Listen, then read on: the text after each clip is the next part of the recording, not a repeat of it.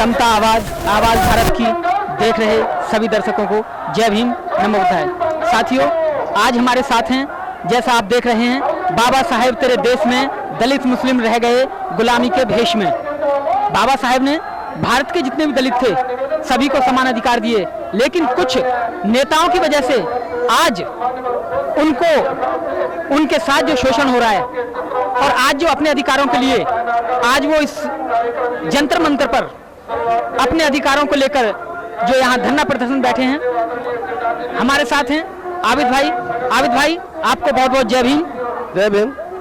आप यहाँ जो बैठे हैं, आपकी सरकार से क्या मांगे हैं? और आप देश में जो भारतीय संविधान है वो सभी के लिए बराबर हक देता है, लेकिन आप कह रहे हैं कि आपको हक नहीं मिल रहे हैं, इस पर आप सरकार से क्या मांग रहे हैं और क्या आपकी राय है? जी जय भीम।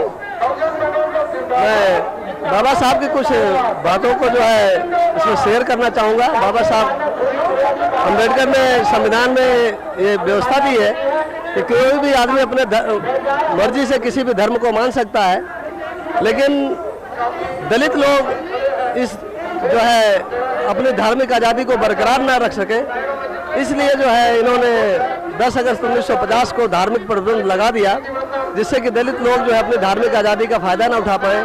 और बाबा साहब ने 341 में यही लिखा था कि अगर कोई भी दलित या बैकवर्ड अपनी मर्जी से किसी भी धर्म को मानेगा तो उसको वो सुविधाएं संविधान प्रदत्त मिलती रहेंगी जो उसको पहले मिलती थी। और 10 अगस्त 1950 को जब स्वर्गीय प्रधानमंत्री जवाहरलाल नेहरू ने इस पर राष्ट्रपति अध्यादेश ला करके इस कानून को खत्म किया और एक धार्मिक प्रतिबंध लगा दिया, तो हम लोग इस काले कानून के खिलाफ आज सरकार को जो है ज्ञापन दे रहे हैं और इस मीडिया के सामने अपनी बात को रख रहे हैं, जिससे हमारी आवाज़ देश के उस प्रत्येक व्यक्ति के पास पहुंचे जो भारत के दलितों का हितैषी है और भारत के संविधान का अनुयायी है। जय भीम। दोस्तों, हमारा देश भारत संविधान के अनुसार चलता है और जो कुछ भी यहाँ होता है वो संविधान के अनुसार होता है।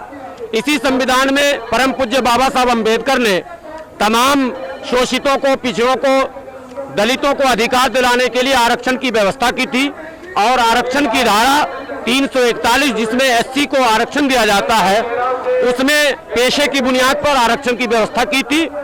लेकिन दुर्भाग्य से मनुवादी व्यवस्था के प्रधानमंत्री स्वर्गीय जवाहरलाल नेहरू ने 10 अगस्त 1950 को भारत के संविधान के 341 पर, संविधान की धारा 341 पर धार्मिक प्रतिबंध लगा दिया और ये बता दिया कि ये सुविधा जो है आरक्षण की वो केवल हिंदू दलितों को दिया जाएगा, अन्य को नहीं दिया जाएगा।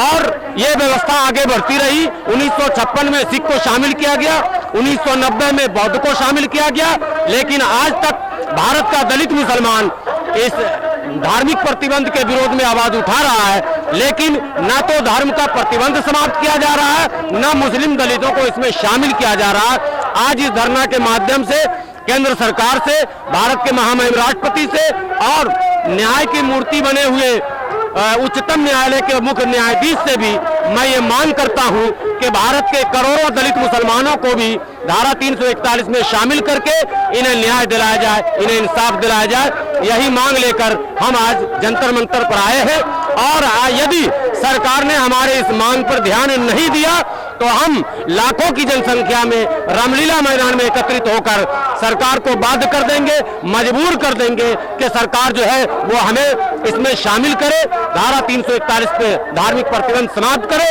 और भारत का संविधान जो 14, 15, 16, 17 और 25 जो ये धाराएं हैं, ये जो मौलिक अधिकारों से संबंधित धाराएं हैं, ये जो कहती है हूबहू संविधान का संशोधन इसी के अनुसार होना चाहिए। मौलिक अधिकारों का हनन करके संविधान का संशोधन असंवैधानिक, गैर कानूनी है, इसीलिए हम इसको काला कानून के नाम से जानते हैं। आर्टिकल 341 पर जो अमेंडमेंट हुआ था, जो संशोधन हुआ था, उसे हम काला कानून कहते हैं। सरकार से केवल मेरी एक मांग है कि आर्टिकल 341 पर जो धार्मिक प्रतिबंध है, जो मजहबी कैद है, उसे हटाया जाए। भारत जैसे देश में धर्म के नाम पर आरक्षण की व्यवस्था समाप्त की जाए और पेशे की बुनियाद पर, जो बाबा साहब का सपना था, उसके अनुसार पेशे की बुनियाद पर सभी पिछड़ों को, सभी दलितों को आरक्षण दिया जाए।